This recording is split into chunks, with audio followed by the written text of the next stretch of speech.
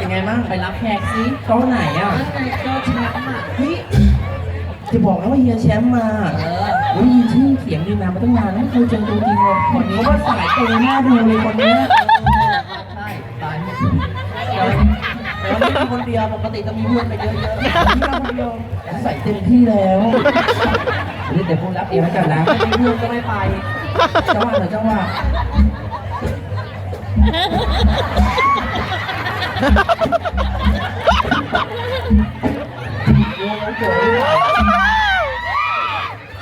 โอ้โห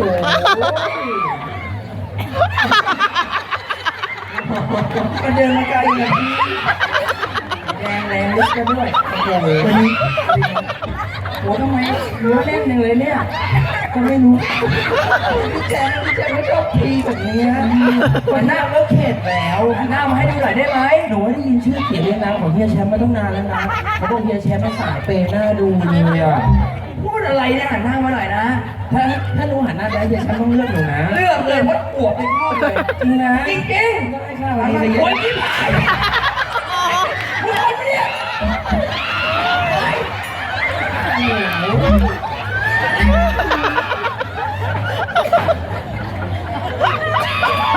เฮียเฮ้ยมันคนปะเนี่ยทำไมเฮียมึงอะทำไมเฮียมาถีบอีเฮียเพื่อนมึงมันคนปะเนี่ยคนไงคะโอ้โหมึงดูไอ้คนนี่สภาพอะไรเนี่ยโอ้โหแล้วก็ตรงเกงก็เยอะแยะไม่เอาเปลี่ยนแม่ก็เชื่อน่ะเร็วกูไม่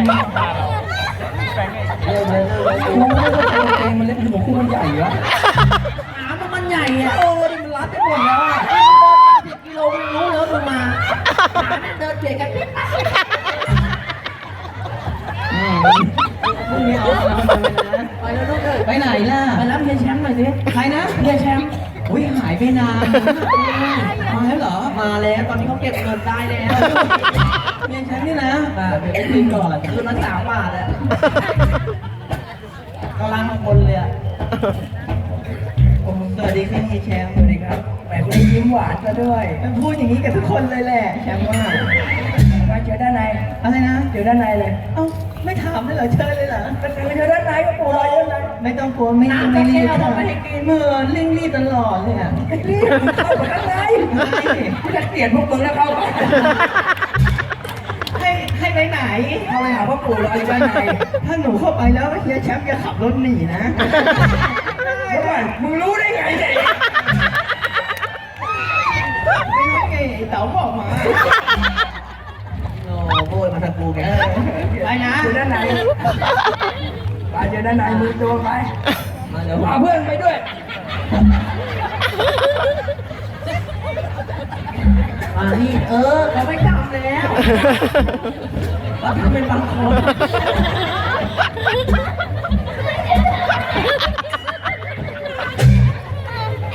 มันจะกินจริง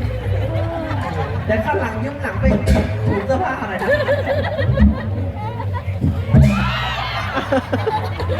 โอ้โหหนูลูก คะ ที่หลังนะลูกนะ ทำไมคะ มาเมืองปูไม่ต้องกลัวอด ทำไมคะ พืชพันธุ์ธัญญาหารเมืองปูสมบูรณ์ดีลูก ค่ะ ดูที่นั่นมานะแพงนะลูกนะ ทำไมเหรอคะ พกคัดดอกย่างกับลูกชิ้นให้กินด้วย โอยเต้นแล้ว เย้แค่นี้ เป็นพกดอกมาหรอ สงสัยปู่จะเห็นซะแล้วล่ะเห็นฮอตดอกย่างลูกชิ้นปิ้งอ่ะพี่ก็กินลูกดิกินลูกไม่ได้ของมึงก็มีอ่ะจะซื้อมาหน้าวัดก็จำได้หรอกมึงซื้อมาอันไหนมาพูดอีกอ่ะ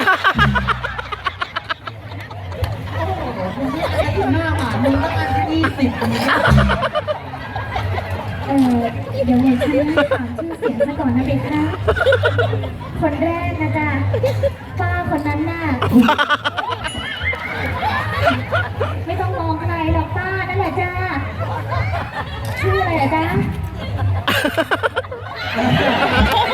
ชื่อใจเริงค่ะใจเริง ชื่อใจเดิม เฮ้ยเพื่อนปู่มองกูตลอดเลยอ่ะปู่จะอยากเป็นปู่กูเปล่า ไม่ หรอกปู่ใส่ชุดนั้นฟิตเห็นลูก ชื่อใจเริง ชื่อใจเริงค่ะ แล้วคนที่สองล่ะจ๊ะ สมาฮาฟาบาเป็นลูกครึ่งเพคะ เป็นลูกครึ่งด้วย ผมถึงได้ทองไงคะ ลูกครึ่ง ใช่ ชื่ออะไรล่ะจ๊ะ อ๋อชื่อมีชื่อไทยกับชื่อฝรั่งแล้วชื่อไทยก่อนเนาะ ได้ค่ะได้ค่ะ ชื่อน้ำหวานค่ะ ชื่อน้ำหวานแล้วชื่อฝรั่งเหรอจ๊ะ เฮ้ยบุบอย เดี๋ยว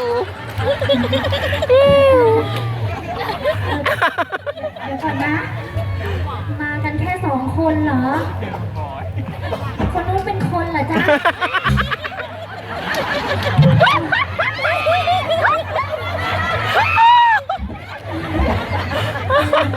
ขอโทษที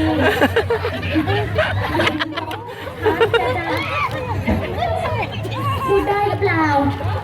ได้เลยครับ ชื่ออะไรล่ะจ๊ะ กางแก้วเลยครับ ชื่อการแก้วชื่อน่ารักชนะ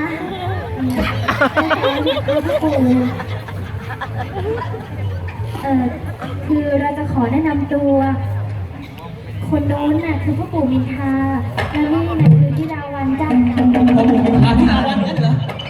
ทุกคนอยู่ในความสงบด้วย เดี๋ยว ดาวว่า หมายความว่า กระมองเจ้าละมังทอดทหารเหตุ